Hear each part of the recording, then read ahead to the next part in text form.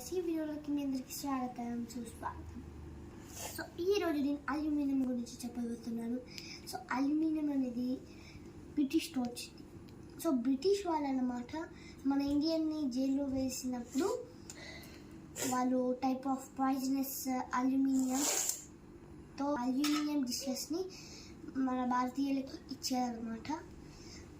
So అదే ఈ ఇంటికి ఆ ఇంటికి ఈ ఇంటికి స్ప్రెడ్ అయ్యి అల్యూమినియం మొత్తం స్ప్రెడ్ అయిపోయింది అనమాట.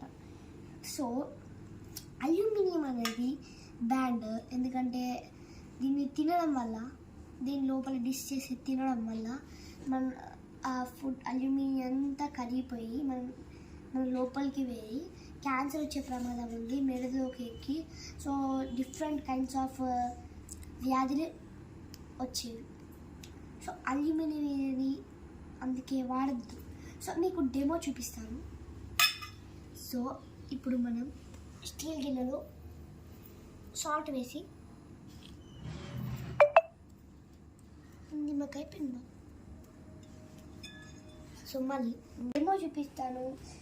సో ఇది స్టీల్, ఇది అల్యూమినియం. సో అల్యూమినియంలో స్టీల్లో కొంచెం సాల్ట్ యాడ్ చేసుకొని నెక్స్ట్ ఇప్పుడు లెమన్ పిండాలి.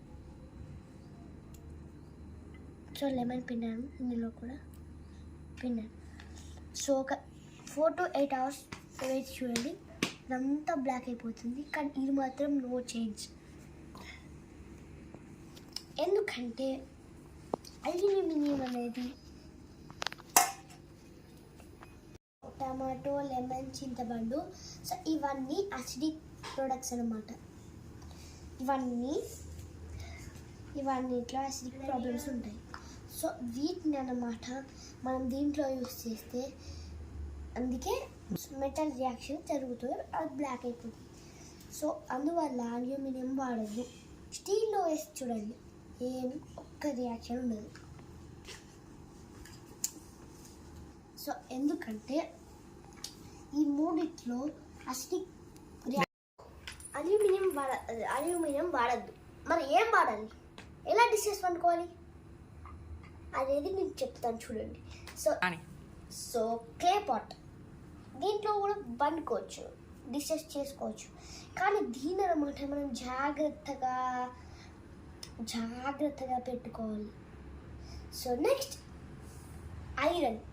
సెకండ్ ఐరన్ వచ్చేసి మనము డస్ట్ పడకుండా స్క్రబ్ చేయాలి, మొత్తం స్క్రబ్ చేయాలి. సో మరి ఈ రెండు హార్డ్ ఉంటాయి కదా. నెక్స్ట్ వచ్చేసి స్టీల్.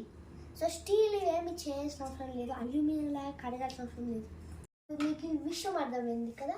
సో నెక్స్ట్ నుంచి మీ అల్యూమినియం గిన్నెలన్నీ ఇంట్లో నుంచి తీసేయండి. అవి మీ ఇంట్లో ఒక్కటి కూడా ఉండదు. ఉంటే ఇలాంటి క్యాన్సర్స్, రిమర్స్ అంటే మతిమరుపు వ్యాధులు, నెక్స్ట్ క్యాన్సర్ అంటే క్యాన్సర్ తెలుసు కదా. సో క్యాన్సర్ ఇవన్నీ వస్తాయి. So thank you. And like చేయండి, సబ్స్క్రైబ్ చేయండి, షేర్ చేయండి. సో మీరు అస్సలు సబ్స్క్రైబ్ చేయట్లేదు, సబ్స్క్రైబ్ మై వీడియో.